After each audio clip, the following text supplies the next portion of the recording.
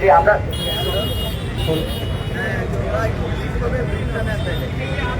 উপস্থিত বাংলাদেশ ফুটবল সমর্থক গোষ্ঠী ভাইয়েরা, সবাইকে শুভেচ্ছা। সবাই কষ্ট করে এখানে আছেন আন্দোলনের সাথে। আমরা একটি লড়াইয়ে আছি আসলে।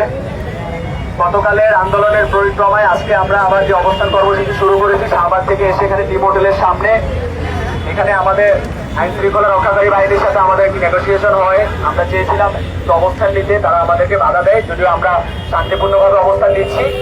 পরবর্তীতে বাফুফে সভাপতি থেকে আমাদেরকে ডাকা হয় আলোচনার জন্য। আমরা 5 সদস্যের প্রতিনিধি দল বাফুফে সভাপতির সাথে একটি মিটিং করেছি। সেখানেও মিডিয়া ছিল, একটি ওপেন মিটিংই বলা যায়। আমরা আমাদের মিটিংয়ে সর্বপ্রথম ফাহমিদুল ইস্যুতে কথা বলেছি, যে ফাহমিদুলকে ডেকে এনে 7 দিন প্র্যাকটিস করালেন এবং সে ম্যাচ খেললেন। তার যে প্রতিভা আমরা দেখেছি, আমরা ফুটবল ভক্তরা যে তার প্রতি আগ্রহটা জেগেছে আমরা আসার পরে এবং ফাহমিদুল সহ, তাহলে তাকে কেন হঠাৎ বাদ দিয়ে দেওয়া হলো, এই বিষয়টি যে কোচ এবং ম্যানেজার, অ্যাসিস্ট্যান্ট কোচ সবার সাথে আলোচনা করে এটি খোলসা করতে হবে, এটি মিডিয়া অ্যাড্রেস করতে হবে এবং ভারত ম্যাচে ফাহমিদুলকে দলে অন্তর্ভুক্ত করতে হবে। শুধু আমরা নয়, পুরো দেশবাসী ফাহমিদুলকে দলে দেখতে চায়। আমরা এটি তাদেরকে জানিয়েছি, যেহেতু আমরা সেখানে প্রতিনিধি হিসেবে দিয়েছি। এবং যে সিন্ডিকেটের কথা আমরা তুলেছি, যে প্রশ্ন আমরা তুলেছি দীর্ঘদিন ধরে, যেটি ফাহমিদুল ইস্যুতে আবার জনমনে আবার ক্ষোভ তৈরি করেছে, ফুটবল ভক্তরা আবার প্রতিবাদ শুরু করেছে। সিন্ডিকেট, মহামেডান বলি বা বসুন্ধরা কি, আবাহনী, এই ক্লাবগুলোকে বা অন্যান্য সবগুলো ক্লাব মিলিয়ে কিন্তু এই সিন্ডিকেট রয়েছে এবং টিমের ভিতরেও এই সিন্ডিকেট রয়েছে। আমরা সেটি সরাসরি তাকে বলেছি, সে বলছে এই বিষয়গুলো তিনি অ্যাড্রেস করবেন এবং সামনে আমাদের সাথে আরো বসতে চান এই বিষয়গুলো দিয়ে তিনি এগুলোর সমাধান করবেন।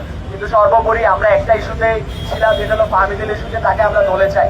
তিনি বলতেছেন যে এটা এখন সম্ভব না, তারপরে আমরা বলেছি যে এটা সম্ভব করতে হবে। আমরা সন্ধ্যা পর্যন্ত এখানে অবস্থান করব। আপনি সে বলছে ক্রীড়া উপদেষ্টার সাথে সে বলবে এখনই, তারপরে সে মিডিয়া অ্যাড্রেস করবে পুরো বিষয়টা। তো আমরা অপেক্ষা করতেছি, সন্ধ্যার ভিতরে একটি ভালো সংবাদ আমরা পাবো ফাহমিদুল ইস্যুতে, যে আমরা ফাহমিদুলকে দলে চাই এবং ফুটবল ক্রিকেট সিন্ডিকেট, সেই সিন্ডিকেটে তিনি হাত দিবেন এমনটাই আমরা কামনা করতেছি এবং এমনটাই আমরা বলে এসেছি এবং অমিত বাকি বিস্তারিত বলবেন। প্রশ্নটা হচ্ছে ভাই, এই যে আপনারা যে সিন্ডিকেটের কথা বলছেন, কারা কারা আসলে সিন্ডিকেটের সাথে জড়িত নাম উল্লেখ করে বলবেন এবং কোন সিন্ডিকেটকে ইঙ্গিত করছেন সে বিষয়টা বলবেন। আসলে কারা কারা এই সিন্ডিকেটের সাথে জড়িত ভিতরের কথা তো আমি এখন ফাইনাল রেজাল্ট আসার আগে আমি বলতে পারতেছি না। তো রেফারেন্স আছে দেখে তো সিন্ডিকেট না থাকলে তো সে বাদ পড়ে নাই। আমরা এই অভিযোগটা জানাইছি, সে বলছে যে এটা সে তদন্ত করবে, তদন্ত করে যে কনক্লুশন আসবে এটা জানাবে। আপনি সেটা পর্যন্ত অপেক্ষা করেন, ঠিক আছে? আপনি এভাবে সরাসরি প্রশ্ন করতে পারেন না যে আমরা মাঝে না অ্যাড্রেস করতে, এটা আপনার কাজ। আর সিন্ডিকেটের সাথে কে কে জড়িত, সিন্ডিকেট না থাকলে নবাব এমনি বাই বাই করতে দাবি যদি না মানা হয় সন্ধ্যা পর্যন্ত আমরা অপেক্ষা করব। এর মধ্যে তিনি এখন ক্রীড়া প্রতিষ্ঠান দেখা করতে গেছে, দেখা করে আসে সে বলছে যে 1-1.5 ঘন্টার মধ্যে এসে সে মিডিয়ার সামনে বাদ পড়ার রিজনটা কি এটা ক্লিয়ার করবে।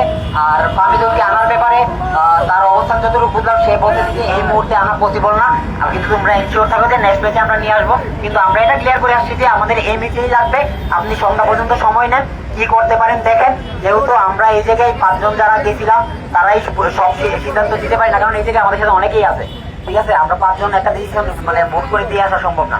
আমরা বলে আসছি আমরাও আমাদের সবার সাথে কথা বলে দেখি যে এই বিষয়ে কি করা যায়, আর আপনিও আপনার পক্ষ থেকে চেষ্টা করেন সন্ধ্যা পর্যন্ত, দেখেন তাকে কোনোভাবে ইনক্লুড করা যায় কিনা, আর সবগুলো বিষয়ে অ্যাড্রেস করেন। আর উনিও বলছে যে সবগুলো বিষয় অ্যাড্রেস করে ভবিষ্যতে আমাদের সাথে এই বিষয়গুলো নিয়ে বসবে আর তাকে ইনক্লুড করার ব্যাপারটা নিয়ে উনি দেখবে, কিন্তু আমাদেরকে এখন পর্যন্ত 100% ইনক্লুড করে নাই। তো আমরা তার নেক্সট ডেট পর্যন্ত আশা করতেছি। আর এখন আমরা সবাই মিলে একটা ডিসিশন দিব যে তাকে ইনক্লুড না করলে আমরা আন্দোলনটা কোন দিকে নিয়ে যাব, আর যদি আজকে সন্ধ্যার মধ্যে করে তাহলে আমরা কোন দিকে নিয়ে যাবো। আমাদের একটু অপেক্ষা করতে হবে। ধন্যবাদ।